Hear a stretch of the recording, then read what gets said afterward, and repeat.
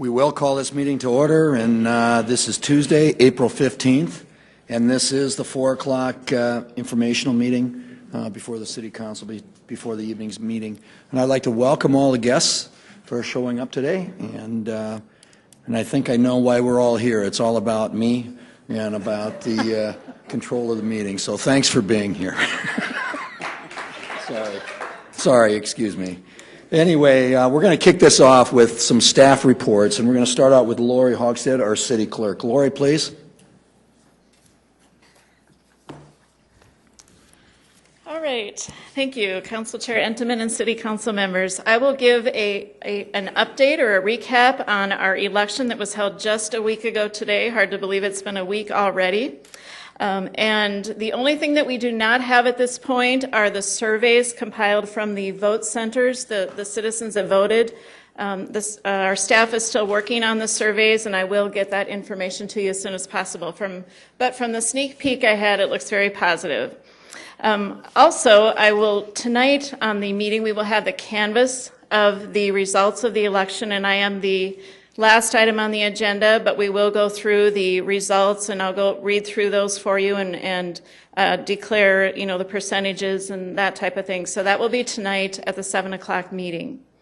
All right, so to get into our review today, and I did want to also mention that Minnehaha County Auditor Bob Litz is in attendance today. Bob and I worked very closely on this election, and I appreciate him being here if there are any questions of him as well. All right, 4 items that I wanted to start by addressing were, these are 4 issues and challenges that did come up during the election, and these were the consistent questions that I received from whether it was the news media or citizens. And so I did want to talk about those 4. And those will be, we had a voter that received an incorrect ballot, long lines at the vote centers, ballot allocation, and the length of time to count ballots. So we'll start with the first one. We did identify one voter that did receive an incorrect ballot at one of the vote centers. He had called our office after he had gotten back home. He was actually given a school-only ballot, which only had the 2 school board members. He should have received an at-large only ballot. I talked to him a couple different times about the issue and, apologized for the mistake. It was a mistake. He was given the wrong ballot. And then Jason Gant, Secretary of State, who was in town this last week, Monday, Tuesday, Wednesday, did also talk to the voter, and I believe they got something resolved. But I did express, our apologies that this happened. And out of the almost 32,000, that was the one call I did receive that they felt they received the wrong ballot, and he did. He was correct. So that was one issue that was brought up. Secondly, long lines at the vote centers. Now, something interesting to keep in mind with this is the second time that we have used e-poll books and vote centers for a city school election. Dave Bixler has put together a really nice graphic. And Dave, would you mind putting this up for me?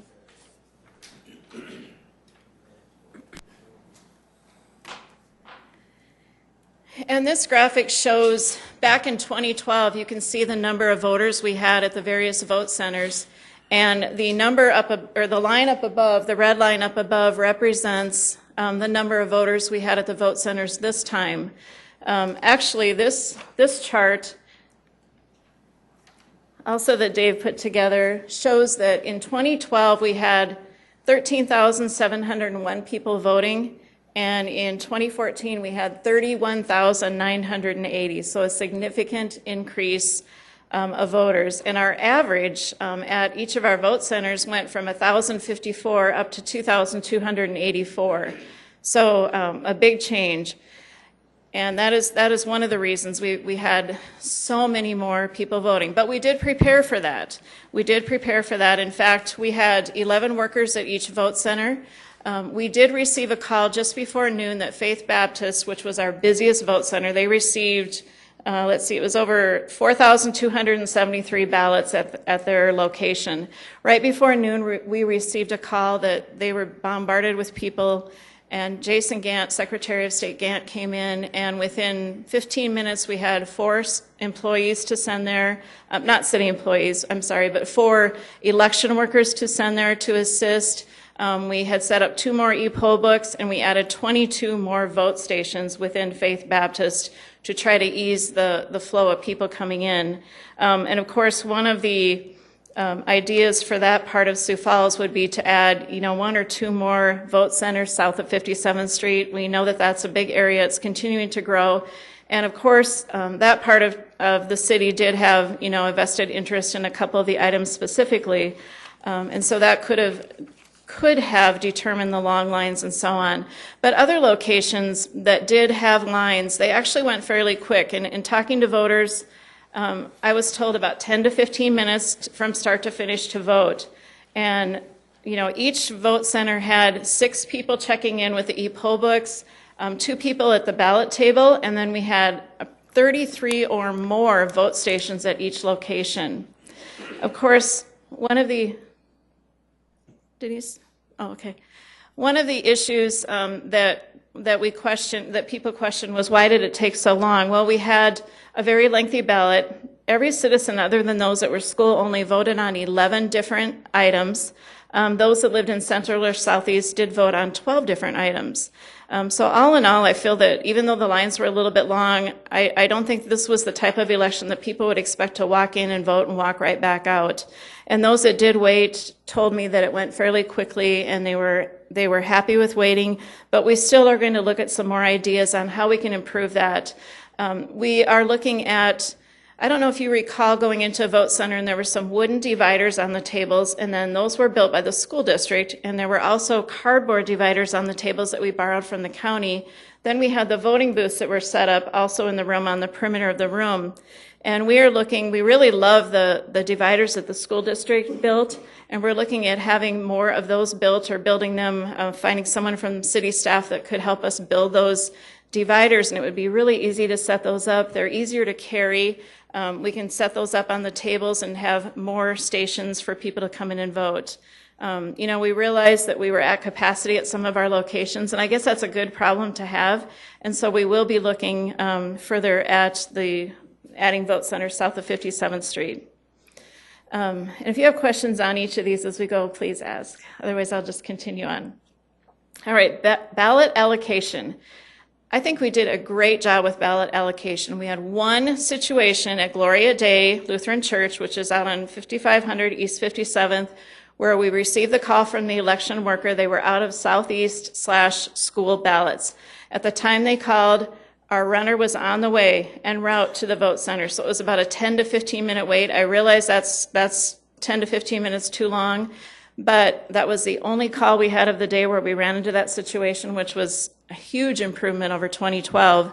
And we were able to stay on top of the ballots when we needed to get them out. We had runners for quadrants of the city, and the runners went out and were able to get ballots distributed as needed. We were also able to follow better this time on total vote. And of course, Dave Bixler, the council's budget analyst, put together some great tables, and we were able to follow along on his charts as well as to where we were at for the voting. And so Gloria Day, back to Gloria Day, we had people waiting, and what they did as they were waiting for our runner to get the ballots delivered to them is they had everyone checked in, and they were just waiting in a certain area, and as soon as those ballots came in, they just handed them out, and immediately the citizens were able to vote. So that's one location we'll be looking at as far as our allocation a little bit better, but I felt that the rest of the vote centers were stocked very well, and those that did need ballots, we were able to get them all out in a very timely manner. And then the length of the time to count ballots was another issue.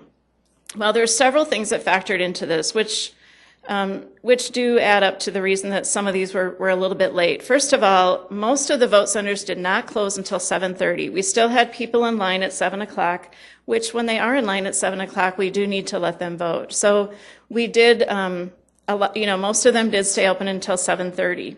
Our first vote center came in at 8, and our last one came in about 10:15. That one was a little late getting in, and we'll certainly, if we use the same superintendent the next time, talk to her about just getting in a little bit quicker. Another thing that really throws it off a little bit, besides the number of voters, was we used to have the 57 precincts. And, those would come in really quick. On average, they had about 500 voters. So all of a sudden you would see 6 precincts in, 12 precincts in, 18 precincts in, and it would go really fast. Well, in this case, when you have 13, you run them all through at one time. And I believe that Faith Baptist came in second or third. They had over 4,000 ballots to run through the tabulating machines. And so while those are running through, we just wait until those are done. They run through very quickly, but there were 4 large stacks of ballots for Faith Baptist Church. And we do have to run the ballots with the vote center all together at one time so we can get a final tally. So that took a little bit of time. We also had to count the absentee ballots once our vote centers were completed. And the absentee are really challenging to run through those machines because we have a ballot that is 17 inches long, and they fold it up into the size of a business envelope, and it's really tough to run those through with the folds. And there was some real creative folding as well, and so that makes it more challenging to run those through. We did have issues with 2 of the counting machines on election night. One we were able to resolve, or the county auditor staff was able to resolve. The other one, they were not, and so we did have to shut down one of the machines. We do have plans, or the county auditor has plans in 2017, it's 2018, I believe it is, to purchase 4 new ballot tabulation machines.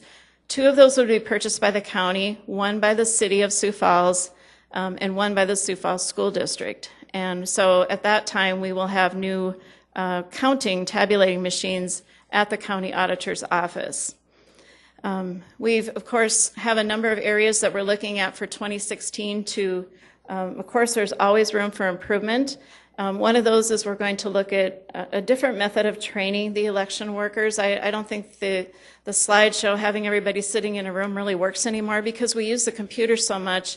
What I'm going to look at is a computer lab type of training where we all sit behind an e-poll book and actually go through the process. We're going to do some role playing and have different people attending actually go through the process. Okay, if this voter presents, has no ID, what do you need to do? And we'll actually go through some of those scenarios. Also, I'm going to do separate training for the superintendents. There's more for the superintendents that they need to know than the election workers, and I'm hoping that will clarify that a little bit for them as well. And then, of course, we'll review all the data from the vote centers so we can determine in 2 years how we will need to stock the vote centers. Also, I think it's one thing that I thought of this year is we should really have support staff at each vote center in the morning from 6 a.m. to 8 a.m. just to help the workers get through that first hour. They're just starting to use the e-poll books. It's a little bit intimidating. We had quite a few calls between 7 and 8. We were able to assist them. We did have people out in the field. We had someone that stopped at every vote center that morning, but then came into the office or wherever they needed to be. And so we would look at having a staff person that's familiar with the e-poll books and the printers and so on to be there from 6 to 8 just to get the workers through those first couple of hours. Of course, we're already working on our notes for the 2016 election and continue to welcome feedback from council members, staff that work the election. They're putting together their feedback for me, as well as any citizens. I have received citizen input regarding a number of items, and we're taking all of those items into account. I have a long list of people that assisted with this election, and I would be remiss if I didn't mention them. I'm going to go through this quickly, but Secretary of State Jason Gant and his staff were excellent in working with us throughout the whole process of the election. They were here, Monday before, Tuesday, Wednesday, assisting wherever needed. I had one election worker I ran into this weekend that said Secretary Gant was sitting at his location running the e-poll books, and it was hard to get him away from it. So I appreciate their hands-on help. Of course, Minnehaha County Auditor Bob Litz and his team, I have to mention Heather Irwin and Darlene Johnson are both great with the elections and were a valuable asset to us during this process. And of course, Dave Fifley got to get in on all the fun election things that we did, and And Dave and I worked many, many hours on election, whether it was preparing election materials for candidates or reviewing laws or going through questions, financial statements. So thank you to Dave. We had 4 runners that assisted us greatly, and thank you to the directors for allowing them. Jamie Palmer from City Attorneys, Dominic Miller from Health. We had Betsy Odden and Amanda Mullenix from Engineering. I don't think they thought I'd work them quite that hard, but it was 6 a.m. to about 8 p.m. constant running. Election night, we had Lynn Nias and Melissa Anderson, both work in human resources. They love working. Lynn has worked a number of elections and asks me every year if she can work. So I really love having the volunteers. Multimedia support, Elizabeth Schulte put the results on the website, and she sat there with me election night. I think she was there until almost 1 as well, so I appreciate her patience. And then Rich Murphy with CityLink for getting everything put up as well. We did have one person that assisted on election day that works in internal audit, Kim Schroeder, most of you know. And I put out an SOS that we needed workers at Faith Baptist while we were calling, and Kim said, I can do it, just let me make some arrangements. She was out there within a half an hour and worked from noon to 8 p.m. So a big thank you to Kim. Regan Smith set us up with the 2-way radios. That was kind of an interesting thing to use. I'm not sure if we'll use them next time or not. We had a lot of talk over the radios. We'll evaluate that and see how well that worked. But it was a good way to communicate, and we did have many of the superintendents that used them. Public Works team, led by Rich Steffen, they were phenomenal. They delivered. They did all the heavy work for us.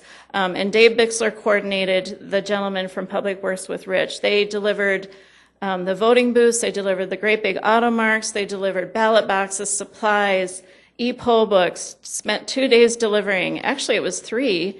And then when the election was over, of course, everything had to be picked up, and they jumped right in, brought it all back. And then, of course, our facilities team who hauled those e-poll books up and down from up above in the multi-purpose room for us. And of course, our city clerk staff, Denise Tucker, Tamara Jorgensen, and Connie Eidecker. Connie has been assisting us during the election process, and we're going to hate to see her leave. She's been a great asset for us.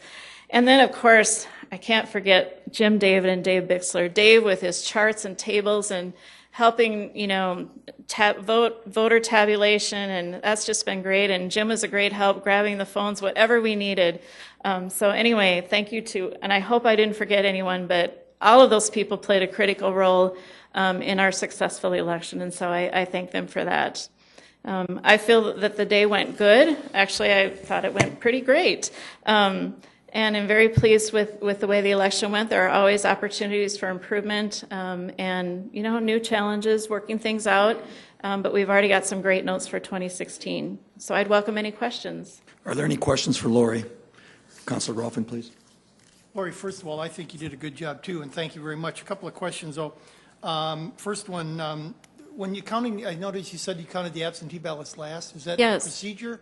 Or why couldn't those be open during the day and then have the counting all done by the time that starts, so you were? That's something we're definitely going to look at. We started opening preparing the ballots to be counted at 4 o'clock. We had 4 workers that came in. Denise was there until at least midnight, a little bit later, assisting with that.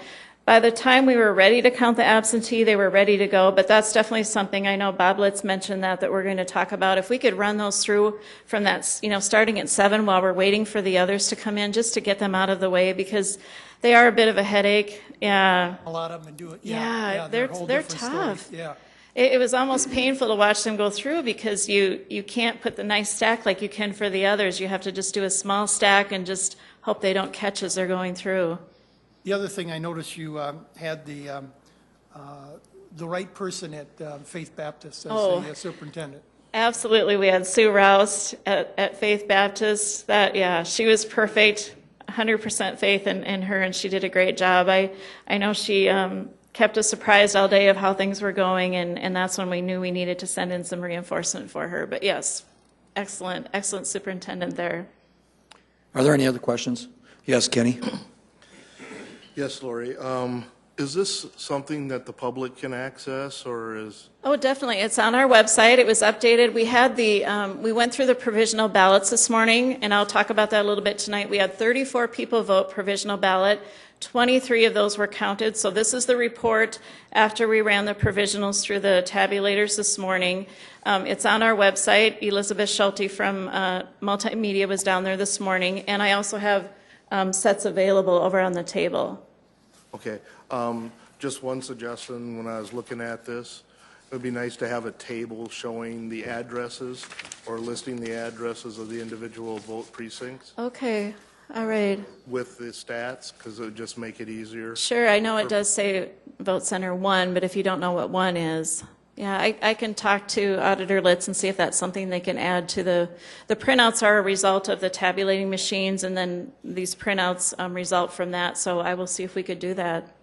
And one other thing. One, please. As we were, I'm all for the vote centers. I think it's a great thing, especially where you can go to any of them to vote.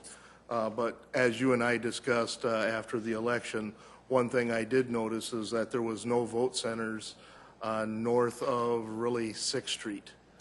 No matter what are the results or how many people actually, we still have to have voting centers throughout the entire city to allow everyone that opportunity. And I thought that the one that used to be on Benson and Cliff, the fire station, that one disappeared. That one wasn't one of the vote centers. And then also, so North Central and Northwest did not, I don't think, had any vote centers. Okay. No, that's a great suggestion. We can take a look at that as well. Okay, thank you. Yes. Are there any other questions for Lori? Councilor Karski. No question, but a few comments, if I could, Lori. I know that was probably close to a 20-hour day for you on top of many, I don't know how many hours you've worked in the past few weeks, and you've thanked a lot of people. I just want to thank you for all the work and effort you put into it. It was a good job. Nothing's ever perfect, but we keep improving, and that's what's important, so thank you. We do. My son went to vote at Faith Baptist, and he got there at 20 after 5, and he sends me a text. This line is huge, and he's not much for patience. So I told him, it'll go quick, and by 5:33, he said he was done. So 13 minutes really isn't long, and that, like I said, the line was a little intimidating at first, but the people did a good job, and just want to congratulate you and thank you on that. So Thank you.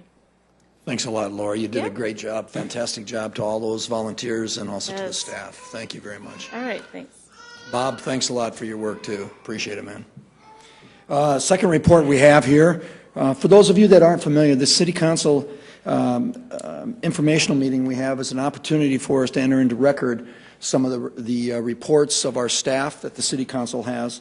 We usually take time during this time also to have report outs on our various committees that we have. Today there will not be a committee meeting following the council, following this informational meeting, but I just wanted to share you. And then, of course, presentations dealing with items that are specific to what we might be looking at in the future or things that will be covered at meetings tonight. So I'd like to thank you, and I just wanted to inform all of you of why these meetings are important to all of us. Jim David, our Legislative Operations Manager. Jim. Good afternoon. There are going to be 3 minor amendments to the Vehicle for Hire ordinance tonight, which are detailed in your notes. The first amendment is a cleanup item that removes a second mention of the word annual, and that is in section 2. The second amendment clarifies the number of years that an applicant's residential history can be requested for background check purposes.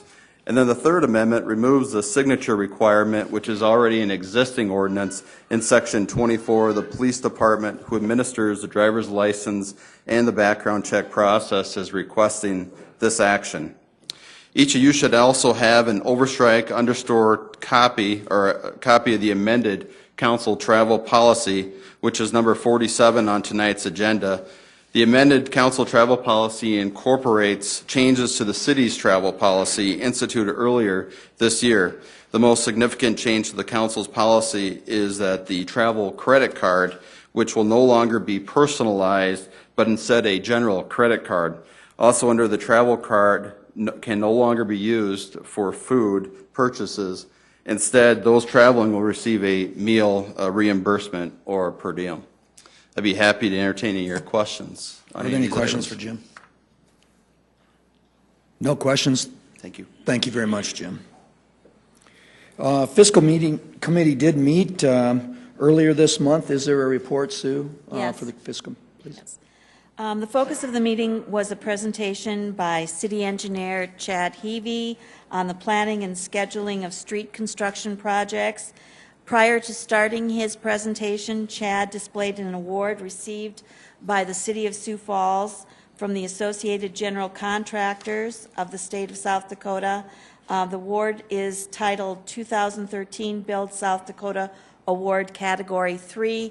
Category 3 means that the project cost is greater than $2 million, and the award was received for the West 57th Street and Southwestern Avenue project. So congratulations to the city and to the city engineer and Public Works.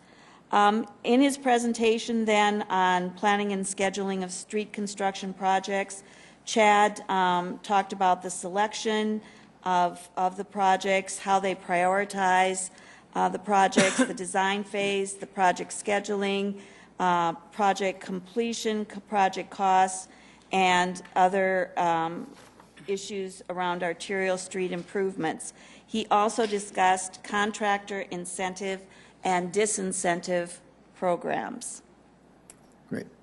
Are there any questions for Sue? No. Okay, thank you. This is an opportunity for open discussion. Is there anything that Council wants to bring forward at this time? Councilor Jameson, please. There's an audit committee tomorrow, if you're looking for something to do on a Wednesday afternoon. I think it's at 4 o'clock. I had my note here, but yeah, 4 o'clock right here. Just a couple of reviews to go through, so 4 o'clock if you're looking for someplace to be, audit committee. Thanks, Greg. Is there anything else? Okay, there not being anything else, we're going to move ahead to presentations. And our first presentation is by the administration, and it's on the Indoor Aquatic Center. Mayor Huther, welcome. Thank you. Well, City Council, thank you so much for the opportunity today. We certainly appreciate it, and certainly appreciate the great audience that we have here today as well. The City of Sioux Falls, we had record low temperatures this morning. No one was swimming outside today.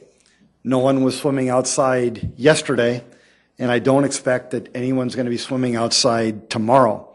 In fact, the last time in the City of Sioux Falls that anybody swam outside that we're aware of was on September 5th. In fact, last year, even when we did swim outside, we swam a total of 69 days. Our kids are being told that they need to be more active, like we used to do in the olden days. As we get older, our doctors encourage us to get in the water to help repair our sore and aching bodies. And yes, we're also informed that there's these economic development opportunities that you can capture when you have things like an indoor aquatics facility. Communities all across South Dakota, they've tackled these opportunities, and now we will as well. The citizens of Sioux Falls have been talking about building an indoor aquatics facility since 1951. In their last conversation, they spoke loud and they spoke clearly. The message is this: now is the time to build our public indoor aquatics facility. Today we're going to talk about what we would recommend as the proposed plan to move this forward.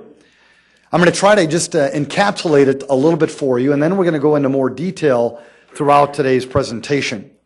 First of all, we strongly believe that the new indoor aquatics facility for our town should be centrally located in our city, and it should be at Spellerberg Park. We want to build a multi-purpose indoor aquatics facility that will have something for everyone: veterans, seniors, rich and poor, young and old, something for everyone. We believe that this investment will have an incredibly positive impact on the city of Sioux Falls and, yes, also on the neighborhood. We are proposing to invest almost $20 million into this neighborhood. This investment will improve the quality of life for the neighborhood as well as for the city. It will create economic development in ways that we've never heard of before in this town. And yes, it is a revitalization project for the Spellerberg area. We would recommend that we construct our new indoor aquatics facility without incurring any debt. Again, I repeat, let's build it without incurring any debt. Because when we do that, we not only can build the indoor aquatics facility, but at the same time, we can repair more roads, invest in more sanitary sewer lines, parks, and so much more. We would also recommend that we take all the things that we've learned from our new event center project, these public-private partnerships, working with legends, getting sponsorships, getting naming rights and all those things, doing the same things that we learned with the event center. Let's also do that with our new indoor aquatics facility. What will that allow us to do? Well, this will save taxpayer dollars by operating or by offsetting our operational expenses. Then what can we do? We can invest more in public safety. We can repair more potholes. We can keep up with the growth of this town and so much more. With your leadership, City Council, with your leadership, we can break ground in the spring of 2015. And with your leadership, City Council, we will have a ribbon cutting for our new indoor aquatics facility in the fall of 2016. What we'd like to do is talk to you a bit more about this, give you more detail, and to start our conversation, one of the people who is certainly leading this effort is Parks and Recreation Director Don Kearney. Don?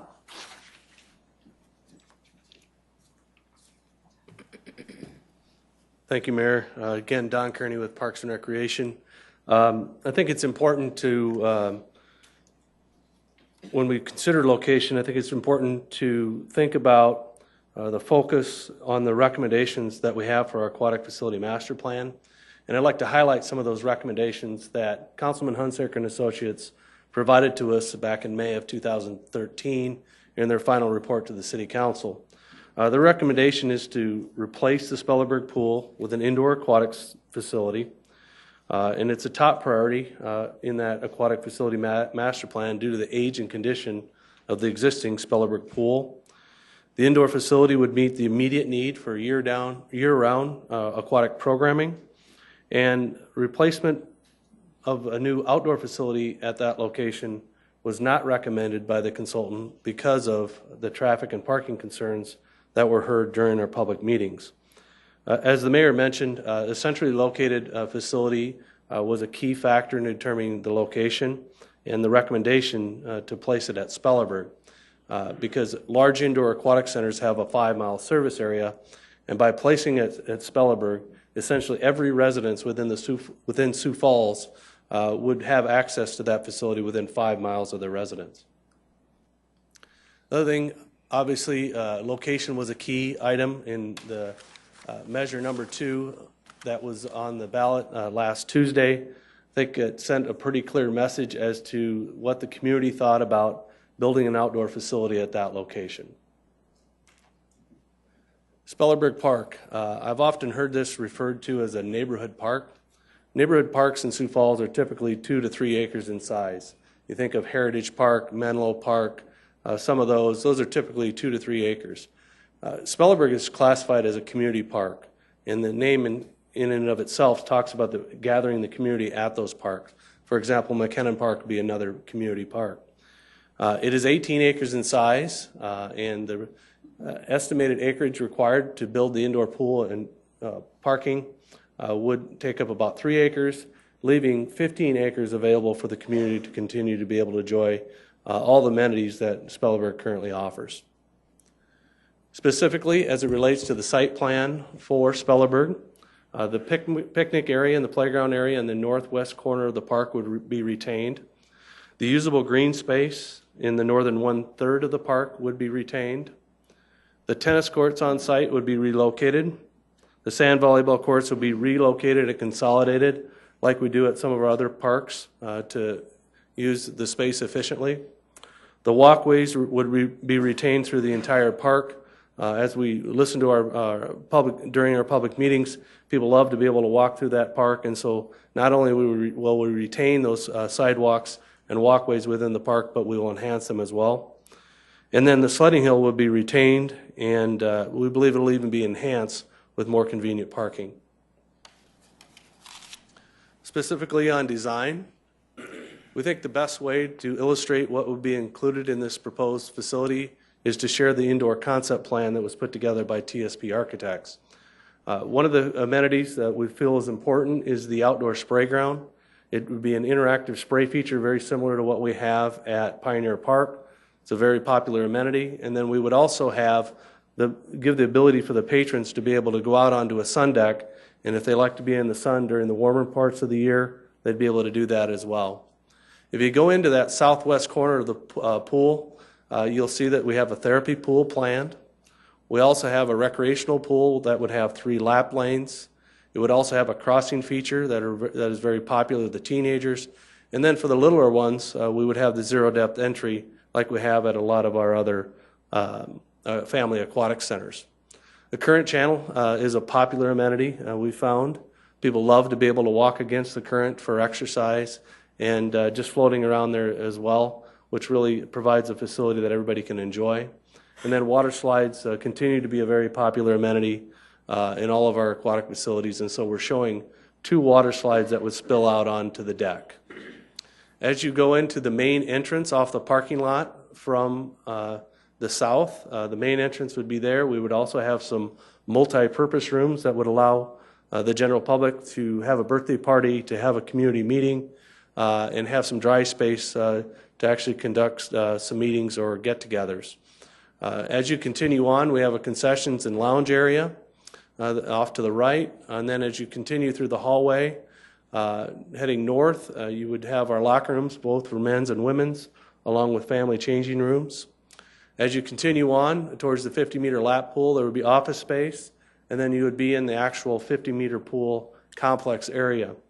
The important thing, I think, is to remember about this particular pool is it has great flexibility. It would have 10 lanes of 50 meters in length, or it would have 20 lanes of 25 yards in length. So it would have both a short course and a long course. The other design features that we would propose to include in there would be 2 movable bulkheads so that you could divide up the space into 3 different bodies of water. For example, you could have a lap swimming going on in one body of water, you could have water ropes in another, and then still in another, you could have swimming lessons going on at the same time. The other thing is on the bottom portion of that 50-meter lap lanes, you also see some on-deck seating and some elevated seating as well. And then we are also proposing 3 diving boards, 1 3-meter board and 2 1-meter boards. Next slide. We thought we'd also give you some different elevations and perspectives in 3D that you could get a good visual of what the facility would look like at the Spellerberg site. This is shown where the building is built into the side of the hill in Spellerberg Park, in that middle third of the park. The VA hospital is in the background and the parking is on the left side. Here's another shot of the recreational portion of the pool. The zero depth entry is in the foreground. The 3 lap lanes are on your left, and then the current channel and the water slides are on your right. This is another perspective looking back the opposite direction. The therapy pool is on your right, and then if you look out through the windows, you'll see the sun deck through those windows where people can enjoy the sun during those warmer months. Here's another perspective where we're actually looking back from the south towards the south side of the indoor aquatic center concept. The interactive spray ground is on your left, and the outdoor sun deck is on your right. And our final slide really speaks to that multi-purpose use that we were talking about. You can see there's water aerobics going on in the foreground, water polo going on the far end of the 50-meter facility. The diving boards are in the background as well. And then we also have lap swimming going on at that same time. In addition, we'll also give you a good perspective. On the far side of the facility, we also show the at-grade seating on the deck, and as well as the balcony seating above that seating. So with that, I believe that's our last slide on design. And now I'd like to turn it over to Mike Cooper about access.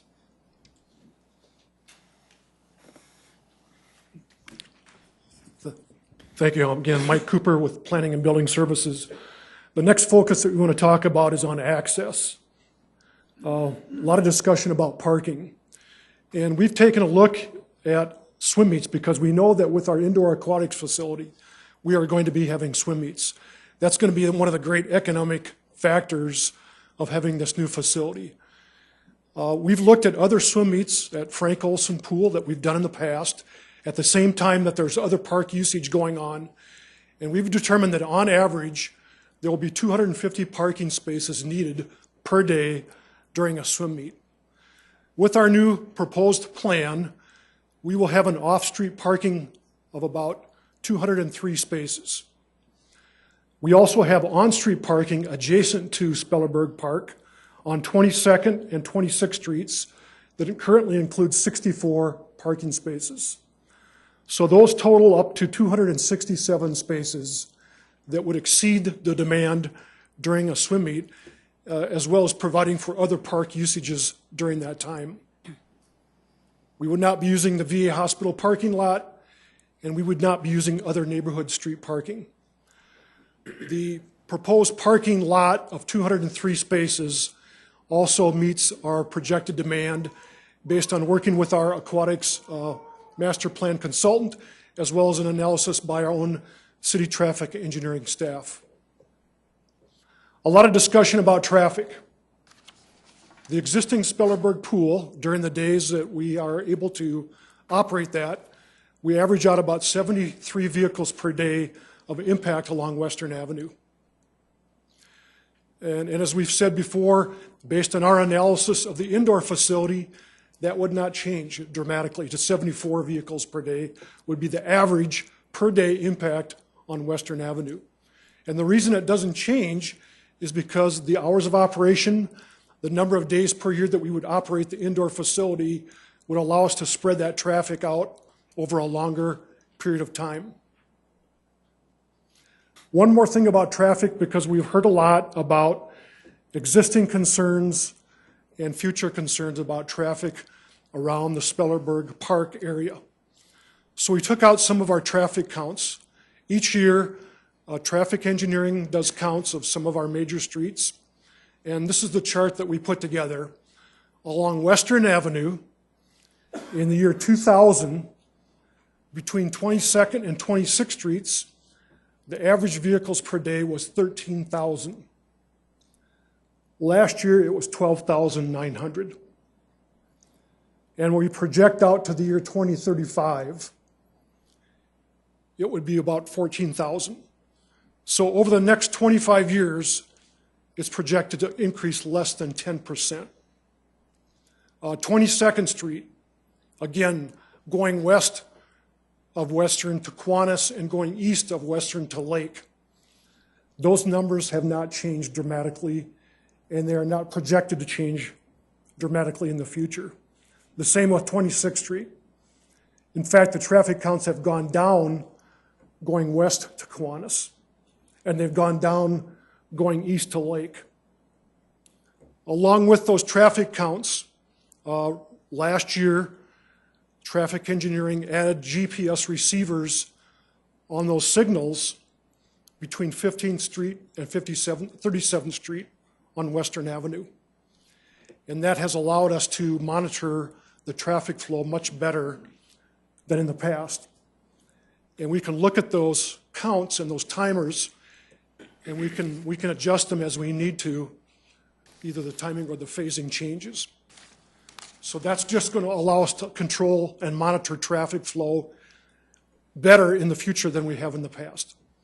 But I think it's important to understand that right now we have no proposed changes to Western Avenue, to 22nd Street, or to 26th Street to accommodate the traffic flow, with or without the new indoor aquatics facility. Next up is Tracy Turbeck to talk about financing.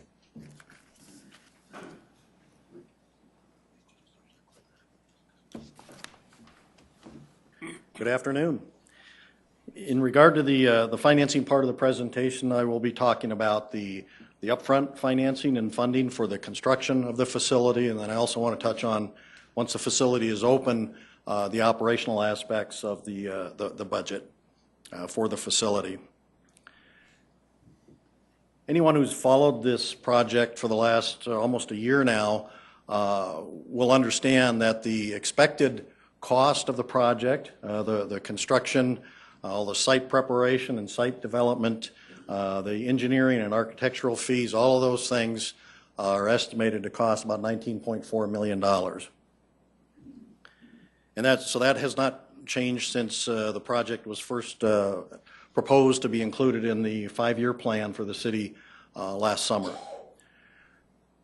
We are looking at changing the plan to fund the project, and the mayor talked about this in his opening remarks, and this, I think, is a very exciting development in this project. And I want to walk you through how we would get to that $19.4 million project and be in a position to pay for it without the use of long-term debt. So let me go through the numbers that are on the slide. The $6.4 million, you will recall, is included in the 2014 budget. So that's all money sitting there appropriated, ready to move forward on the project, to be utilized for the project. And that number was originally, last summer when the budget was proposed, was $7.7 million. And a portion of that 7.7 was redirected to another project when the council adopted the plan. And in making that change, I should mention the council at that time did discuss restoring that $1.3 million to this project if, in fact, we ended 2013 with a surplus of unobligated dollars in our capital program, which, as you folks know, we did end 2013 with some unobligated capital dollars. But at this point, as we stand here today, there's $6.4 million of cash, essentially, that's in the budget for this project. The next number, $11.2 million, represents that unobligated amount of cash that's in our capital fund, remaining from 2013. That should be a number that's familiar to you. I reported that to you last month in March. We had a good discussion. You folks had a really good discussion on it last week at your working session. And I've conveyed my strong recommendation that we utilize the entire $11.2 million for this project to reach that objective of completing the project without the use of long-term financing. The final piece to get us to the $19.4 million project is the $1.8 million that's has previously been programmed for the project. You'll recall that the initial plan was to utilize that $6.4 million in cash that I mentioned, along with $13 million to be raised by selling bonds. Well, of course, if we borrow the money, $13 million, the plan provided for those first payments toward paying off those bonds. And rather than utilizing those dollars in 2015 and 2016 for making bond payments, we can put them into the project without the need to borrow it. And that's how we would arrive at that, the balance of the $1.8 million. So rather than utilize those dollars that are programmed for debt service payments in 15 and 16, because the project window now goes 9 months or so into the 2016 calendar year, those dollars would be available then to pay for construction costs rather than debt service. So that's how we would get to the $19.4 million, but I do want to talk just a little more about the $11.2 million in unobligated capital dollars. I just can't emphasize enough what an incredible opportunity this really presents to complete this project with no long-term debt. There was a lot of discussion over the last few months about city debt, a lot of comments, thoughts, opinions about that, and I think the possibility that we're presenting to you today to achieve this project without the use of long-term debt ought to absolutely delight those folks that are genuinely concerned about the city's debt situation. So this is really an incredible opportunity for us to achieve a very important project for the community without burdening the city with any further debt. As you folks know, $9.8 million of that $11.2 million resulted from a federal reimbursement related to bonds that were issued by the city back in 2009, sales tax bonds for some flood control improvements. And the initial thought on the part of many of the folks was when we received that reimbursement late last year that we ought to use that to pay off early some of those 2009 bonds. Well, that's just simply not an option under the indenture under which the bonds were issued. That's not an option that's available to us. We cannot call and pay those bonds off early. But by utilizing the $9.8 million for this project, where we would otherwise be borrowing money to complete the project, we can utilize that $9.8 million and effectively achieve the same exact thing as paying off those 2009 bonds early by not borrowing the money for this project. So in effect, we can reduce the amount of overall city debt below what it would otherwise be if we were to finance this aquatic center by selling bonds. So that approach provides the same positive effect as paying off the flood control bonds early. In fact, it's even a better approach and will generate more savings to the city than simply paying off bonds early, because on top of the interest payments that we would avoid making on a new bond issue, we're also able to avoid the cost of issuing the bonds, which in this case I would estimate somewhere between $300,000 and $350,000, just the cost of going through the bond sale process. So that would be kind of a bonus savings of this approach, and it really hinges on utilizing that $11.2 million to get us to our total amount of funds needed for the project. So this is I believe, a very conservative approach, very prudent approach to financing this project. It would result in a debt-free facility on opening day, so when the first kids jump in the water there, we can look on with satisfaction knowing that there's no outstanding debt on the facility. It clearly would avoid the use of long-term debt that would generate additional savings to the city. Those savings, as I shared with you last week, overall have estimated between $4 and $4.5 million in savings. And if we look beyond today and if we look down the road a few years, those savings mean, as the mayor mentioned early on, those savings on this project will mean more dollars available for other capital improvements, whether it's for streets, other park improvements, other city needs. It's a much better way to spend those dollars than paying interest. And of course, we're not planning to use any property tax dollars or first penny sales tax dollars for the cost of building this project. And I think most importantly, this approach maintains the city's very strong financial position.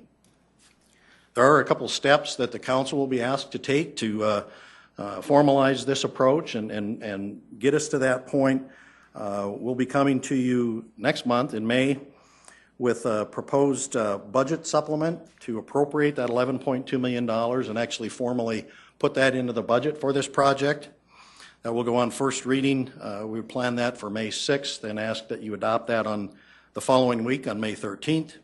And along with that, there would be a resolution to amend the capital improvement program to provide for that change in funding sources for this project, as well as specifying the location of the project, as we've discussed earlier. Now, looking at the facility operating budget, we'd be remiss, of course, to not be thinking ahead to that point. The Councilman Hunsaker report indicated that this indoor aquatics facility would cost approximately $700,000 annually to operate. And that is something that we were aware of when we provided you folks last summer with our 10-year projection on where we saw the general fund reserves headed. And so we've been anticipating that additional expense in the future general fund budgets when we looked at the the future of our reserves, and that did not take us below our 25% policy that you folks established some years ago. The private funding from sponsorships or naming rights, we would target for operating expenses, exactly as we've approached the event center project, where those dollars will help to defray the cost of operating the facility. And I thought the last point here was a good question that came up last week. Well, will that additional operating expense impact other parks programs? And the Parks Department has assured us that this is not going to affect it. And that's one of the reasons we looked at that in our long-term forecast to see what kind of an impact over the long term, what will this project have, and the ongoing obligation to operate the facility. The last thing I'll touch on is the P3 funding, or the opportunities for public-private partnership. I think there are some good opportunities with this project. And as I mentioned, we'll be looking to those dollars primarily to support the operating costs of the facility once it's open, although certainly we would not rule out any opportunities. We will be very aggressive, as we have been with the Event Center, in pursuing those dollars to help support the project in any way that we can. But the focus will be on providing some long-term revenue sources to help with the operating expenses of the facility. You can see there are, I think, many opportunities. The title sponsor naming rights of the facility is only one, but that's certainly a significant one. Concession stand or soft drink pouring rights is another opportunity. Individual naming for amenities within the building or rooms within the building is certainly a possibility. Sponsoring certain pieces of equipment or technology like scoreboards or timing systems is another opportunity that we would be exploring. And I think you're only limited by your imagination, as we have been in the Event Center. There are just lots and lots of opportunities, and I know in working with Legend Sales and Marketing, they will remind us quite often that you will never sell all of your opportunities. There's always something else that you can find a sponsor for, and that's the way we will approach this project as well. With that, that concludes the comments on the financing, so I'll turn it over to Kendra, and Kendra will walk us through the timeline. Thank you. Kendra Simmonsma, Special Projects Manager. So the team did a really good job, I think, outlining kind of where our focus is and how we're going to move forward. So I'm here to talk about how we're going to get it done, right? The project manager comes in to talk about how we're going to get it done. So you can see really the next things that we want to do is to organize our project team. And that's really the next 90 days. And what that means is we're going to actually want to firm up our professional services. And we've learned a lot and have had a lot of value added with the Event Center project on using an owner's representative and also using the construction manager at risk approach for building these types of facilities. So we will also apply those values to this project here, and over the next 90 days we'll start to pursue those services under contract, and of course those contracts will all run through council for your approval. We also will be firming up our architect and engineering team that will be carrying us forward, and I would be remiss to say that of course TSB's been working with us on this project up to this point, but we will be looking to either a contract amendment going forward with the architect and engineering services. And then right after we get past that, we will begin in rigor with our design development. So you all know that the concept designs that were done earlier got us so far, and now we really need to start creating those sheets of drawings that will help eventually build the building. So that will start up again in rigor in the summer and take us into next spring, which when the mayor alluded that groundbreaking then would happen for the indoor aquatic facility in the spring of next year with opening fall of 2016. So that's in general the broad next steps that we'll be doing to get the focus moving forward. And with that, the whole team is here to answer any questions that you may have. Thank you very much, Mr. Mayor and staff. Thanks a lot for a great presentation. Are there questions at this time? Councilor Rolfing. Kendra, I had one just hit me as we looked at the Last slide that you put up, scheduled timeline where you select professional services, and the owners representative, what is that? Oh, certainly, Councilor Ruffing. So for the event center, right now we have Tegra services under contract for owner's representative. And what they do, and you guys are familiar with Tegra, what Tegra does is provide additional project management services that have experience in building buildings like these.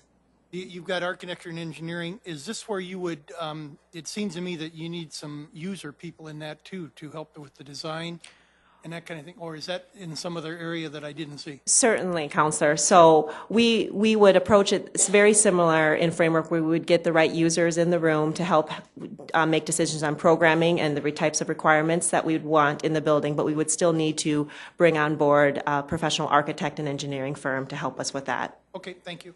Councilor Rippenbach. Thank you. I don't know if you can answer this one, Kendra, but will Spellerberg Pool open as an outdoor pool this summer? I'll let Don come up for that. Okay. Yes, it'll open this summer. Even though it has as many issues as it does, it'll be open when it can be open, and we'll just live with it, bubble gum and duct tape. I should maybe qualify that. To the best of my knowledge, it'll be open. Okay, that's been the number one question I've been getting. Yeah, So, okay. yeah, we do plan to open it. Okay. And then my other question, if I may, Mr. Chair, is for Mike Cooper, please, regarding the GPS receivers that we're talking about. And maybe Heath needs to talk about this, but can you talk in more detail about what those mean? I mean, because the number one question I'm getting is, will the pool open this summer? The number two question is traffic, and I'm just delighted to see the numbers are really down rather than, I mean, we're just maybe just getting annoyed by it in that neighborhood, I don't know. But my question is about the GPS receivers. Are they a system like what we're doing on 26th Street? How do you... See how quickly I did that? I know. I knew he started moving the minute I said GPS, so I knew that was going to happen. He really does deserve to talk about this because he's put a lot of work into it, so go ahead. Good, thank you. And I know you've done a lot of study with 26th Street as well, Heath. So can we use some of those lessons from that side of town for this piece? We'll try. What we're doing with the GPS receivers, it's not as smart of technology as what we're doing in other parts of the city. We don't have... on Western Avenue, there's not a solid communication, a conduit system between the traffic signals along Western Avenue. And one of the big issues that we have on Western Avenue also is that we have service. We receive power from Excel for some of the traffic signals and power from City Light and Power for some of the traffic signals. And what happens is when we get power from two different sources, the drift of the clocks internally inside the traffic signals drift significantly from each other at different times. So in the past, it was really hard to keep the timing programs, basically keep the clocks set on Western Avenue is something that we've really struggled with in the past. And the GPS receivers, they're basically using they're using from GPS satellites to get the atomic clock timing to keep the clocks in sync between the intersections. So the main focus of them is to help keep the clocks in sync, and so that whatever we put in for timing programs, it runs what we expect it to run. Could I ask Please. just kind of a follow-up to that then? Do you have the ability then on Western Avenue to watch that when it gets a little busier, that maybe you speed up that timing a little bit, or can you adjust it with the load of traffic? With what we are with these, we're not able to make adjustments on the fly. What we're able to do though, and at the end of the summer from 2013, we just took some traffic counts, and we're going to monitor traffic closely on Western Avenue over the next year. And we can, with the controllers that we have in place on Western Avenue now, we're able to make a lot of time of day adjustments so that we're able to, basically by time of day, we're able to do a lot of different things. In the past, it was a very basic programming that was running along Western Avenue, and going forward, we're going to have a lot more flexibility to change timings to where we see we have differences in demand by where the traffic is on the side streets. So, great, thank you. Oh. Any other questions? Councilor Steigers, please. Yeah, I've got a question about the $700,000.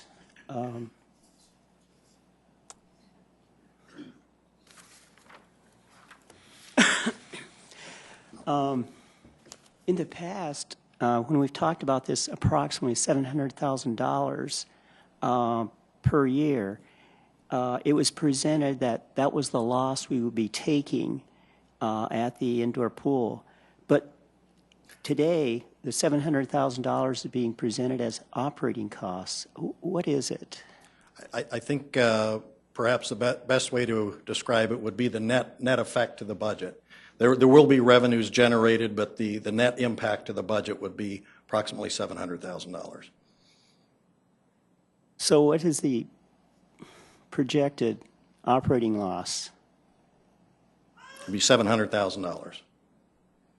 That's the amount of additional revenue over and above what the facility will generate that will be needed to cover all the costs. Operating budgets, it's much more than 700,000, right? I believe that's correct, yeah, and I don't have that number offhand. Okay, so it's going to be $700,000 loss.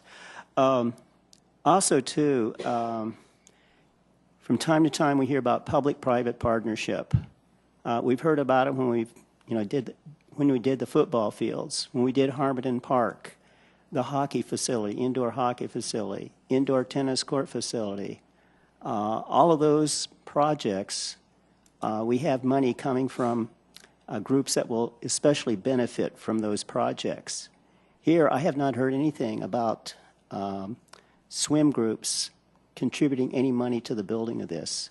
Are we going to plan for anything like that? Well, I can give you my answer, and then Don might want to chime in with some additional comments as well. But from my perspective, I think we will pursue any and all opportunities that we can, whether it's groups that are going to, from your perspective, have a direct benefit and make use of the facility. We'll certainly be looking to those folks for participation, but also from others that can benefit in other ways, whether it's from sponsorship opportunities or naming rights or those kinds of things. So with that, and I know Don has been asked that similar question many times, and he's got some, I think, good thoughts on why this project is different than maybe some of those others. Yeah, I would start out by saying that I do believe there are opportunities for user groups to get involved. I could see that the need for starting blocks, lane ropes, timing systems, other things that would be associated with, for example, competitive swimming or synchronized swimming or scuba or any of the water polo, whether it's nets or equipment that would be needed to equip the facility. I could see that being opportunities to partner with user groups. But as we mentioned at the work session last week, the difference between the facilities that you're talking about, like with ice and tennis, those are privately owned facilities through those nonprofits. And in this case, it would be a publicly owned facility. And the other thing I think is different in this situation is that we historically, as a city, have provided aquatic services, albeit outdoor, over the years. And this is just happens to have a roof over it. And so I think the important thing to understand is that the majority of the use will be for the community. The general public will be the primary user in this facility, whereas in some of those other instances, and it varies with each facility obviously, but the user groups are the primary user groups that will use those facilities. And so I think there is a difference. And then ultimately, the city council and the city in general will have control over rates and schedules and all those other things that we currently don't have complete control over now. We do have some provisions in there to make sure there is public access, but by and large, those are governed by those nonprofit agencies. But we have Harmon Park and we have the football fields. These are city-owned, and we have those groups contributing some money. Like for the football fields, they were supposed to contribute around $1 million worth of I guess you could say goods for the football fields. But here, I have not heard of anything from the outset about, the swim groups contributing anything at all. It's just kind of like, well, we're speculating. Maybe they can contribute this or contribute that or whatever. If they would contribute, which would be, I think, very appropriate, then we could get the cost below $19.4 million? I don't have a number as to what some of those amenities that they may be able to contribute to is, but certainly, as Tracy mentioned, we'd explore any and all opportunities to, whether it be through those user groups or other sponsorships that we could potentially get to offset the cost to construct that facility. So just one final comment. Are we going to have meetings with them about contributing? Sure, you bet. We are going to? And I think as Kendra talked about some of the design requirements for the various users, we want to make this as multi-purpose as possible. And so as part of those discussions, we can have those discussions about how they can contribute to the facility as well. Great, thank you. Councilor Erpenbach, please. As long as no one else has questions. About this. Okay, I just wanted to continue on that same conversation, Don. It's my understanding we're just building this building. We're building a pool facility. We're not building a race. We're not building setting it up so that people could come race there. We're not building it for swim meets. It will be used for swim meets. But in order to do that, that $19.4 million doesn't include the counters and the pad things you touch when you come to the end of the line, and all those kinds of things are not in that $19.4 million, are they? Well, we have a general budget at this point, and so we haven't specifically gotten to that level of detail yet, but certainly our hope is that could be done privately. That was my understanding, and I just wanted to clarify what Councilor Staggers was asking, because that's the conversation I've had with many people around the community over the last several weeks, is that, yes, we're building it so that you could use it that way, but the city isn't going to provide that part of it, that's going to be the private partnership part of it, is that's how those things will work. If you want to scuba dive there and you need certain things for scuba diving, that's the private partnership part of it. And that's not unlike how we've handled other things such as junior football, is that we try to provide that base facility, and then where there are those additional amenities, if you want pro cap on your outfield fences and you want special seating to track tournaments, typically those are the things that the user groups provide for. Then if I might. One more, please. One other unrelated question. I spend a lot of time across the street from this park every day, and I'm seeing lots of people walking it as a track. You're right, the walking trails in it are wonderful, but they walk it as a track around, 22nd, 26th, and then in between with the VA as the end. There's no sidewalk on the 26th Street side. Are we going to do that as part of this project? Are we going to put a sidewalk in there so it really can be a whole loop? We'll certainly take a look at it. That would be one of those things that's just kind of come from the neighborhood as far as I'm concerned, that it really needs to be connected all the way around. So. Councilor Jameson, please. Thank you, Don, if you could stay. Sure. I was one of those guys referring to Spelleberg as a neighborhood park, and I guess I was probably using the wrong terminology. I appreciate the information knowing that it's a community park and not a neighborhood park. Give us another example of a neighborhood park, just that I could. With Menlo potentially is another neighborhood park. Like the size of a block. Yeah. 1 square block. Okay, and as well this design that's been proposed or showed today, is that the same design that we talked about a year ago? Or that similar? The footprint's similar. We actually didn't have size is the same. Yeah, the footprint is similar. Yes. Okay. And then as well on the swimming lane sides for the swim meets, I think the opportunity for the economic impact of the community is great to have these swim meets here, but are we doing it right? I mean, have we really encompassed the ability to have a seating area for fans to appreciate the parents, I suppose, in a lot of cases? Are there enough seating? Yeah, the projections are up to 500. That could be seated in those bleacher areas, in the balcony and the deck area. Okay, I'm not familiar enough with going to those meets enough to know, but as long as we're doing it right, I guess is what I want to get to, is that we're not trying to make it fit just because we started with a dollar amount and we're kind of stuck now, and do we feel like that? No, I think we fleshed it through it. Councilman Hunsaker is the nation, what I would call the nation's leading aquatics consultant, and we've talked through all those. Our staff are former swimmers, and they've been involved in a lot of meet event organization, and we feel really comfortable with what we're proposing that'll accommodate almost any event that you would want to bring there. If I could, maybe for Mike Cooper or Tracy, there's a couple of questions there. Mike, on the parking lot size, 250 spots, is it 203.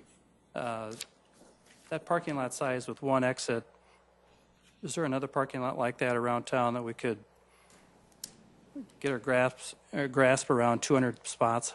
I mean, is there another park with that many spots? Yeah, we can just to show put something together that would give you a comparison. And again, we don't expect, other than maybe a peak summer day afternoon, that every spot's going to be full all the time. But we do want to design so that we can accommodate the majority of the use the majority of the time. But it's not unusual to have that size of a parking lot with one ingress and egress. And I think it's very manageable. And remember that the kids and adults can still walk to Spellerberg Park. They can still ride their bikes, and they can still take public transit. If I could, One more, sorry, please. Mike, you brought that up, and I know Heath is here, but when the crosswalks get pushed and somebody hits a crosswalk, it changes the time and the cycle of things. And would there be another crosswalk right there at the entry of the, what is there? There's a cross street there that only goes...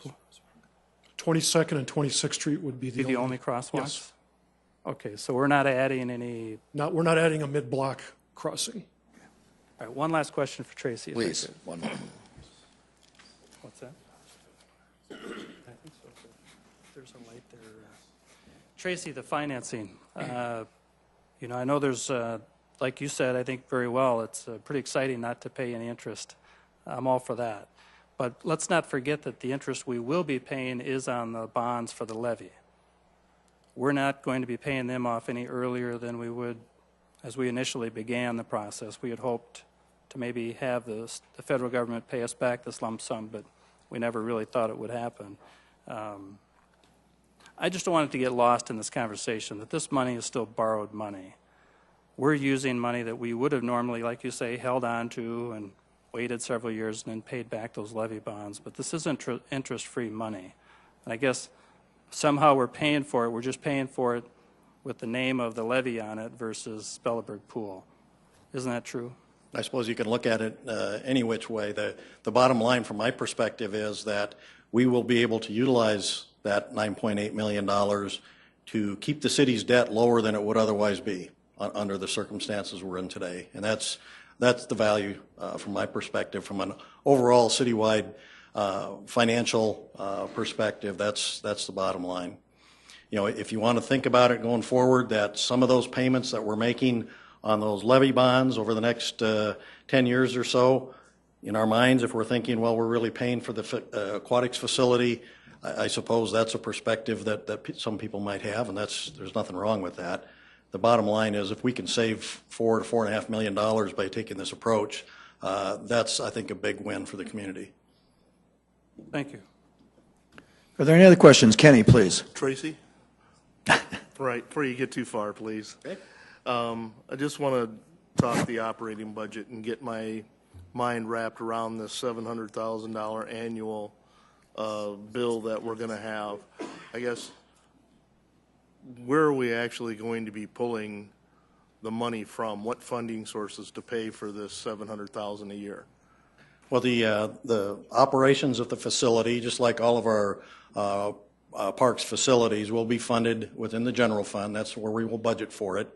And of course, the revenue to fill in that gap, first and foremost, we want to try to get those private dollars from naming rights and sponsorships. But the other, whatever we aren't able to accumulate from that, from those sources, will come out of our general fund revenues. Okay, so they will be budgeted in the Parks Department's budget to be able to absorb that? Just like a lot of their other facilities. Mm-hmm. Okay. I guess when you had it, when you were talking about the reserve forecast, that anytime you start talking about the reserve, I think our reserve and pulling money from that, but that is not any part of the plan, correct? That's correct. And we look at the operating impact of the aquatics facility just like we do when we're looking ahead at opening a new fire station like we're going to be doing next year. We know that's going to mean a stair step in our operating costs because next year we're going to have 15 more firefighters on the payroll than we have this year, and that's going to mean a stair step in our operating cost. And the better we can plan for that and account for that in our long-term forecasting makes us better able to keep us within or from going below that reserve target that we have. So it's a matter of kind of smoothing things out as we go, and that's exactly how I would look at the impact of opening a new facility for recreational purposes. Thank you. Councilor Karski, please. And with all the talk about operating costs, I guess I'd like to try to keep it in perspective. I don't know if you know, Tracy, or maybe Don knows, what are the operating costs for our larger outdoor aquatic facilities. Do we know that number? Well, it varies a little bit, primarily because our family aquatic centers that have the interactive play features and the play amenities of our current facilities, they generate more revenue than our traditional outdoor facilities like Spelleberg. And so specifically as it relates to Spelleberg, we generally look at that as about $110,000 to $120,000 a year that we support on an annual basis. For each one of those pools? Yeah, and again, it varies a little bit better and a little bit worse depending on which pool you're talking about. And we heard that those pools were open approximately 70 days this last year? Spelleberg was open 69 last year and 71 on average over the last 5. Okay.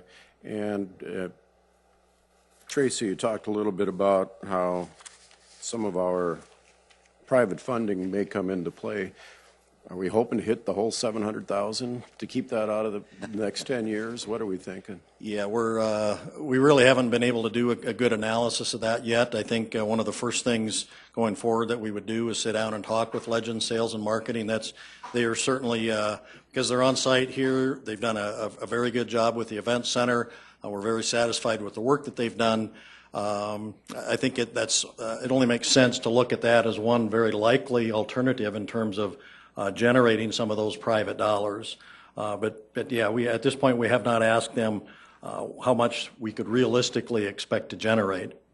And I think it's important to clarify that $700,000 is really, that's if we get no private funding at all to support operating costs. So if we're successful with this facility, or anywhere nearly as successful as we have been with the event center, that will be diminished considerably. Whether, if for every $100,000 that we're able to generate from private sources, that 700 then goes from 7 to 6 and on down. So that's really, I think, a key objective of this overall push, just like it's been with the event center. Now, I don't know that we could ever get so far as to say the facility will operate in the black. Very few recreational facilities that I'm aware of anywhere operate in the black. But we provide them because it's a great quality of life enhancement for the community. None of our current pools operate in the black. Correct. Thank you. Great, thank you. With that, I'd like to thank the administration for their presentation. It is definitely exciting, and I look forward to more as we move forward here. We're going to move into our second report that we have, which is on the adaptive traffic system results. And Heath, who has been working on this, will give us an update of where we're at. Thank you, everybody, for coming out.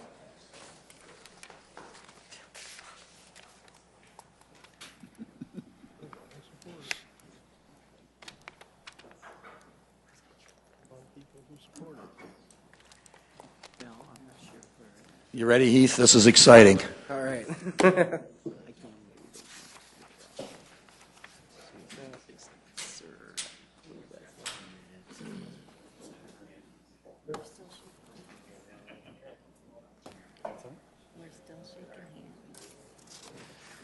All right.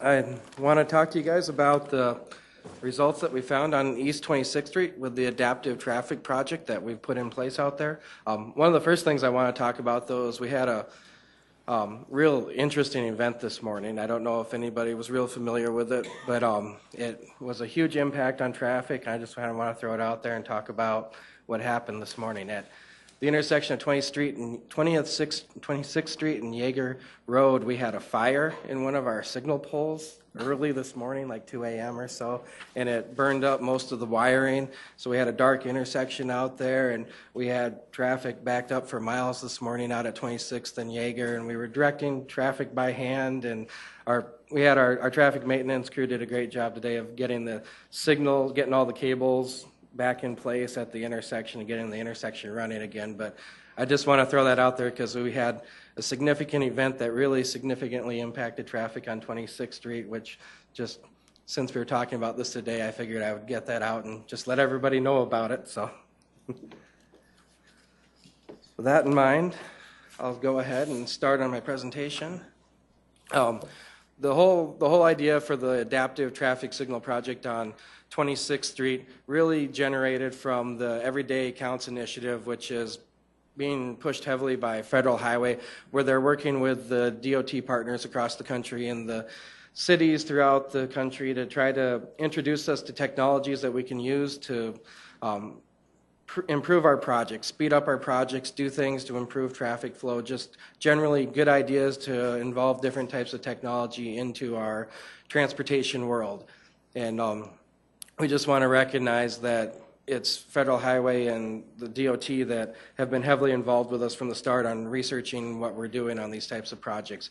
And also, it's next week the DOT has a group of people that are coming to the City of Sioux Falls that's part of the research panel that we've had that's looking at all these different adaptive signal projects. And they're coming here. We're going to pick apart our equipment and go through how everything works. And it's the group that I'm working with for our 41st Street adaptive signal project, where we're looking at installing similar technology on 41st Street in the area of I-29 and Louise Avenue. And we're going to be, next week we'll be meeting with them to go over kind of the same results that we have here and to go out and take a look at the equipment too.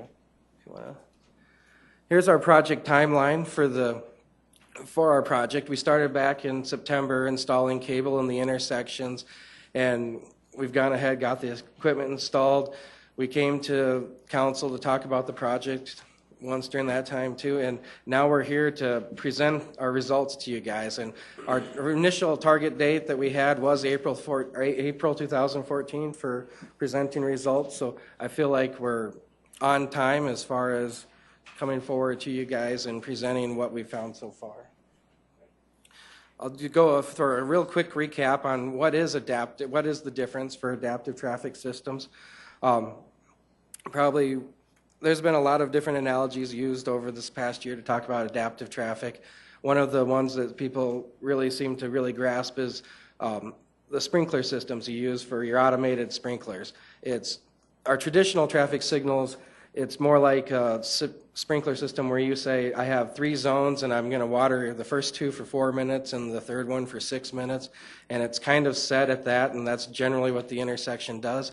In adaptive traffic signal systems, more like we have a water sensor in place in each zone in every yard that's looking at how much moisture is already present, how much moisture needs to be added to this location, keeping real-time track of has there been enough water put through the system yet. So that's kind of just an analogy on how adaptive traffic signal systems work. And another way that it's been put often is it's like the cameras for the system are what's detecting the vehicles, and they're kind of like a robot's eye for the computer, where it's looking to see what's going on and tracking the cars on the different approaches, and then the computer in the intersections running its algorithms and analysis to determine what direction needs more time, where do we need to get the traffic moving. So that's a quick go on it. Here's our goals that we had for our project. They were to reduce travel times and stops on East 26th Street, reduce delay on our side streets, adapt signals to variable traffic patterns and conditions, and reduce fuel consumption and vehicle emissions. We're going to break down each of these goals and go over what we've been able to find about each of them. Our first goal, reduce travel times and stops on East 26th Street. And we use two methods for determining the travel times on East 26th Street. The first method is floating car runs, and this is fairly traditional, where we're in a vehicle and we have a laptop that has a GPS receiver on it that's recording our position and our speed in relation to where we are as we're traveling through the system. And we go ahead and we make multiple runs through the system, and we're plotting out how fast we're getting through the system, how often we're stopping, delays that we're seeing. When we were doing that, we had 75 runs that we did through the system at varying times in the early morning, during the AM peaks, during noon, during the afternoons, in the PM peaks, where we went through the system. We did it 40 times over the last couple of months while we were working on trying to optimize the system more. And then we have 50 runs to the system that we've used over the last month as part of our after analysis to compare to our before analysis. And also during these times when we're doing the floating car runs, We also had in-vehicle video, kind of a GoPro type system that's recording the runs too. So we have a video, right now we have every run that we did through the corridor, we have a video to go with it too, just as part of our documentation for the system. And then we also had a vehicle re-ID system that one of our signal equipment suppliers has borrowed to us to kind of demo and test out along the 26th Street corridor. And what a vehicle re-ID system does is it's looking for Blu-ray and Wi-Fi signals along the 26th Street, or in this case, along the 26th Street corridor. And we had two of them in place. One was at Sycamore, and one was at I-29, or I-229, sorry about that. And they're looking for Bluetooth devices, Wi-Fi devices, kind of like when you're at home and if you're looking for a wireless network or in a coffee shop looking for a wireless network, when you see the wireless networks, it's looking for wireless networks in vehicles that are passing through on 26th Street. And it's checking to see, did I see it here? Did I see that same wireless network when it passed through at the other end? So it was used as a check for our floating car runs to make sure that the times were comparable. All right, our results of our travel time reduction, basically overall, we've broken it down into our three major periods where we put our PM peak results, our AM peak results, and the off peak, which is the rest of the time other than the AM or PM peak together in this chart or in this table. And we've broken it down by eastbound and westbound. And as you can see, we found we had positive results on just about all the movements at the different times through the day. We have identified, though, that we do need to do some more work on the eastbound peak for the PM.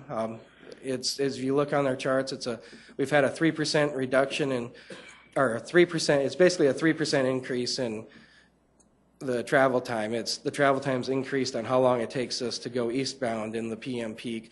The other times it has reduced, and that's something that with the system we always strive to improve ourselves and improve our intersections and always make them better. And we've identified this and a couple other time periods I'll talk about at the end of the presentation where we're still trying to make improvements and improve the system. If you look at the right side of this table, we have our average stops reduction throughout the corridor, where you'll see during that PM peak for the eastbound, even though we had a slight increase in the travel time, we didn't increase the number of stops vehicles were experiencing. So overall, our stop reduction averages out to 24% for the corridor, which amounts to it's about 8,000 stops per day that we've reduced from the corridor with the system. So I mean, generally, I think that's a very positive thing.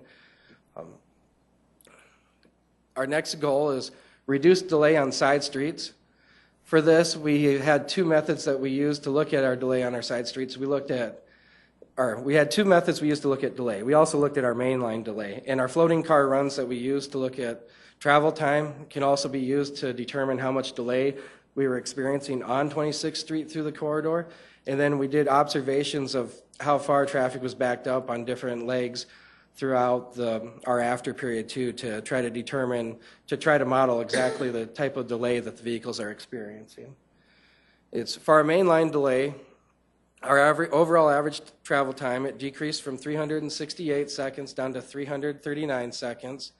And the big thing to think about here is that to travel from Van Epps Avenue to Highline Avenue, the 10 intersections on the corridor, if you were to travel at the speed limit through the whole entire corridor, it takes a vehicle 312 seconds to travel the corridor at the speed limit.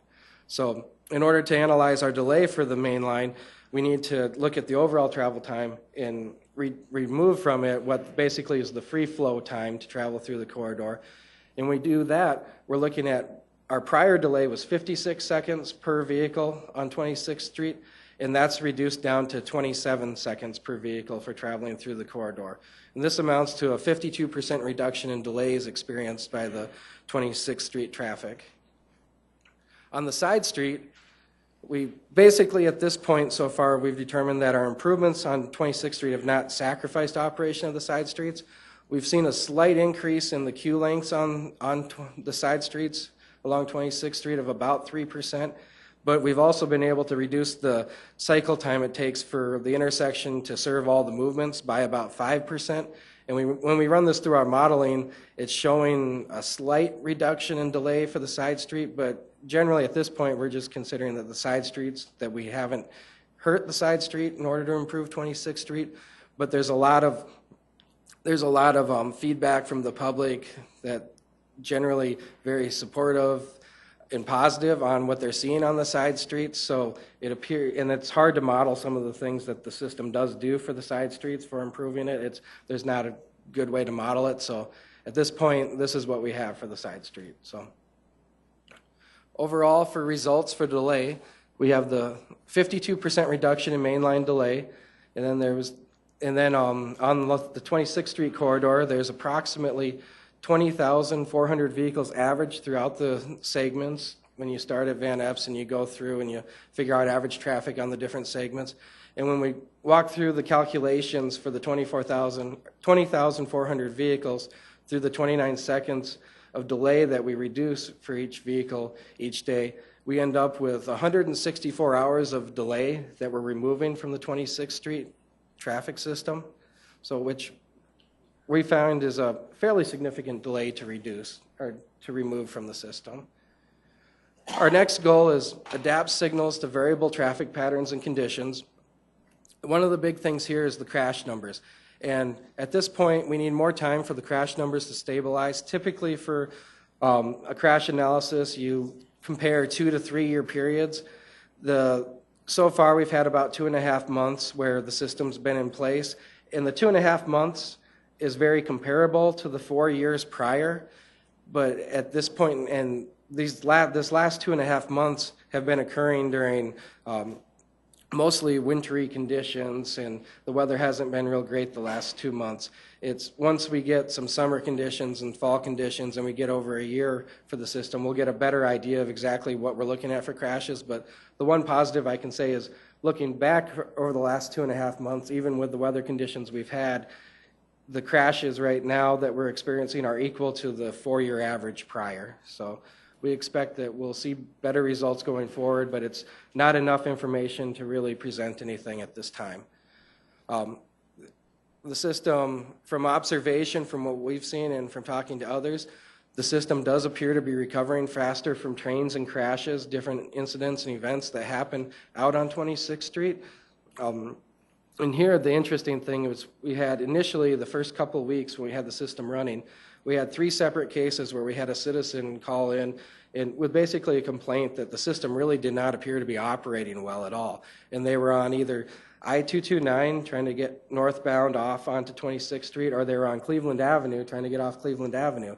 And in most of those cases, we were able to identify that a train had come through during the time when they were waiting on those side streets, and that the wait that they experienced was a long wait, long enough that it didn't seem right, but it wasn't long enough that it felt like a train had gone through. So it was after working with them, we were able to identify a lot of what was happening on the corridor when they experienced bigger issues.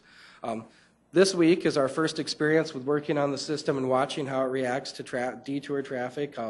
We have Arrowhead and Sycamore, the construction project out on the east side of the city, which will be pushing a lot of traffic through 6th Street, through 26th Street, and different corridors all around the city.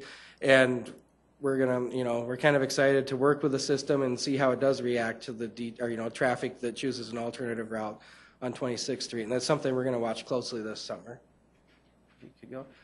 One of the other goals was reducing fuel consumption and vehicle emissions. We were able to reduce fuel consumption by 7% for the vehicles on the corridor, which amounts to about 24 gallons a day in reduction of fuel. It had a 6% reduction in carbon and monoxide emissions, and the nitrous oxide and dioxide emissions were also reduced by approximately 6%, and volatile oxygen compound emissions were reduced by 27%. And then going through the corridor and working with it, we've identified some areas for improvement that we're still working on, where we always want to better our systems and improve traffic for everybody. 26th Street and Cliff Avenue, we have definitely increased traffic at the intersection, and we are watching it. We did some counts last week at the intersection to figure out exactly how much traffic we're starting to push into the intersection along 26th Street, and we've been monitoring it over the course of the last couple months also. And then we're also going to recount it here in the next couple of weeks to see with the construction work at Arrowhead and Sycamore, do we see an even bigger increase in traffic at 26th and Cliff? And we'll use our new counts to see what we can do to improve traffic timings for the intersection. And then one of the other things that we've also identified to help traffic at 26th Street and Cliff Avenue is when we go to the south on Cliff Avenue, we've got some older technology that was used in the past to connect the traffic signals. And it's old copper pair lines similar to like phone cables. And it's really obsolete and not used, what we have in place between 26th Street and 33rd Street and going farther south on Cliff Avenue. And we've identified some new technology that lets us take these old copper pairs and put these new devices on the end of them that makes them act like Ethernet cables. So it's basically, we're going to be updating the communications along Cliff Avenue from a really, really old phone line to what's going to behave like Ethernet communications between the intersections. And that's going to let us do a lot more with 33rd and Cliff Avenue to try to funnel the traffic better into 26th and Cliff Avenue. Travel patterns that we're still working to improve is the weekday westbound traffic from the early morning, 6 a.m. to just after 7 a.m. And one of the issues with that's interesting is the travel time for that, because that's a really early time in the morning. The travel time for before the system was actually faster than free flow speed limit. So we're working with trying to improve it some more, but it's the system. One of the things it does, communicating intersection to intersection, is it tries to encourage traveling the speed limit generally between the intersections, and so we're working to see what we can do, but that's something that is a limitation that we might run against. Weekday eastbound, that 4:30 to 5:30 p.m., that's a time in the system when we're still working on trying to improve flow for eastbound. And then it's also the weekend, westbound on the weekends, generally in the morning from 6 a.m. to 11 a.m. We're also looking at that as a time period we want to work on improving better. And then some of the issues that we've had along the corridor is camera detection during the transition from dark to light conditions. It uses different technology when it's sensing vehicles at night versus sensing vehicles during the day. And we've found a complaint period in the morning that's kind of floated the last couple months here by the time when dawn starts, basically, is kind of working. And we've been working with the equipment suppliers on better algorithms for accommodating that transition from dark to light. And then also we've struggled some with, we're one of the more northern climates for one of these systems. It's Wisconsin and Pennsylvania each have a similar system too. And with work they've done in Wisconsin over the last year, they've started to work more with snowmelt. And we had some significant issues with snowmelt a couple weeks ago where we would have dry pavement to wet pavement to dry pavement that was transitioning really fast. And we've been working with the supplier, and they've written a new algorithm for the cameras for better recognizing when there's snow melting and to make it so it's not causing false calls during that time. And the two intersections where we've had the most issues with the snow melt and false calls has been 26th Street and Red Oak Avenue, and then also 26th Street and Highline Avenue. And I just wanted to make sure that you guys know that we know where our issues are, and we're trying to work on them to improve them for the system. Cost-benefit analysis, this is where we've looked at our cost for the system in the CIP was $317,900. We also had $14,055 in materials from traffic maintenance that we used, and traffic maintenance performed most of the installation of our system too. The benefit of the system, we have the 164 hours of delay that were reduced per day in using a figure of, I think it was $13.35 per hour for that delay. It comes to a daily benefit to drivers of just under $2,200. And then the fuel consumption, we had the 24 gallons a day that we've reduced in consumption, which is another $80 a day in benefits. When we put the benefits together, we have a benefit of $2,269 to the public through the reduction of delays and the reduction in fuel consumption. And when we look at the total cost of our project of $331,955, it takes approximately 147 days for the benefit that the public sees, and we know that that's not actual dollars that you get back, but it is a benefit the public sees from reduced fuel consumption, reduced delays, and after 147 days, that does exceed what the cost of the project was. So. Great, thank you. Are there any questions or any comments? Councilor Stegers, please. Yeah, I just wanted to make a comment. I've gone on the 26th Street a number of times, and I'm very much aware of what's going on, and I think you guys have done a fantastic job. I'm very impressed. Thank you. Thank you. Councilor Karski. Please, Councilor Karski. Thank you. Two things, Heath, comments more than anything.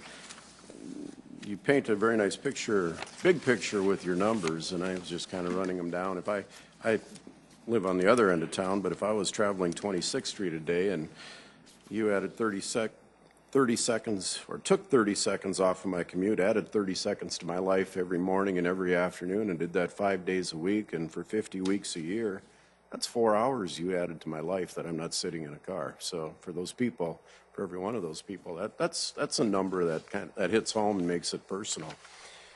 The other thing is, anytime we keep traffic moving, my background in insurance, we decrease the odds of an accident. Stops are what causes traffic crashes, and anytime we can keep traffic moving, we're saving people money too by decreasing accident frequency. So it's a good system. Thank you for the presentation.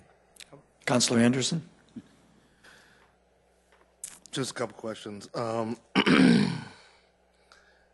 Are we tracking like the average speed on that road now from Yes. when we started this program to today? Yeah, and it's the travel times and average speed is a number that goes hand in hand. So that it's I don't have it on this, but I believe it went from 25 miles an hour to approximately 27 miles per hour, the increase in average speed. On 26th Street? Yeah.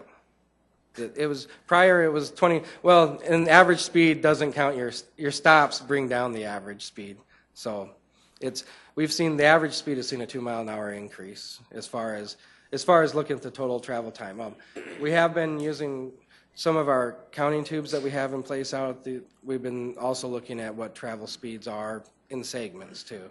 Okay. Just Please, one Kenny. more. I go through a lot of the intersections on the east side of town. One of them that I've found to be one of the best is 18th and Southeastern. Does that have an interactive system in it? 18th and Southeastern, what we did there, it has one of our newer controllers as far as it's what it's capable of, but it's not an adaptive controller. It's one it's actuated.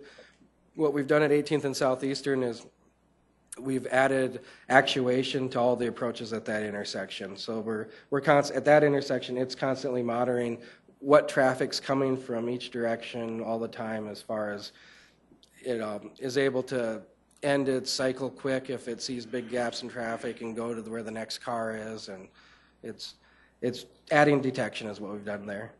One more question, please. Then at East 10th Street in Cleveland, I know we're looking a lot in that whole corridor right there of East 10th Street between Cleveland and 229. But for eastbound traffic, right there on East 10th and Cleveland, there's no turning. There's a turning lane, but there's no turning arrow for traffic that wants to go southbound on Cleveland. Is that something that can be corrected? That's something at the intersection of 10th Street and Cleveland Avenue. We've been working with the DOT, looking at that intersection heavily for years on how it operates for that westbound left. And the issue we have there is if we add a left turn phase for that westbound left traffic, it delays the eastbound traffic, the 10, 11 seconds it takes to make the westbound left, which increases the queue on the ramp that reaches down to the interstate. And the DOT has a lot of concerns with how far we're backing down on the interstate already on I-229. It's our I-229 major investment study. That's one of the major corridors we're looking at is the 10th Street crossroad. That's one of the. Sure. It's something that we know we need to do something different because there's issues, like you said, for that westbound left at 10th and Cleveland. It's something I hear a lot that people want to see that. The biggest issue is the safety concerns it can cause by increasing the amount of queues that are on the interstate. That's already an issue that's going to get bigger if we were to put in that left turn. So, No, just thank you for adjusting the walk times over there so that people who are walking across that street can do it safely. Yep. Really appreciated that. Greg? Question, Greg? Heath, the benefits that were talked about earlier with Councilor Karski referring to the time. The other aspect that I didn't see in your presentation was the happiness of drivers. The time is important, but what I learned was that there's a lot of people who become fixated on red lights that turn red in front of them for no reason, and they become angry in the car, and it affects the relationship they have with their spouse. I'm not one of those guys. I'm not at all connected to that scenario in any way, but there is a tremendous quality of life improvement. But going forward, 41st Street, I know, is getting some of these put in by the state from Minnesota Avenue out to the west at their expense, and they're kind of doing the same kind of thing, or testing it out. Where's the next frontier for us?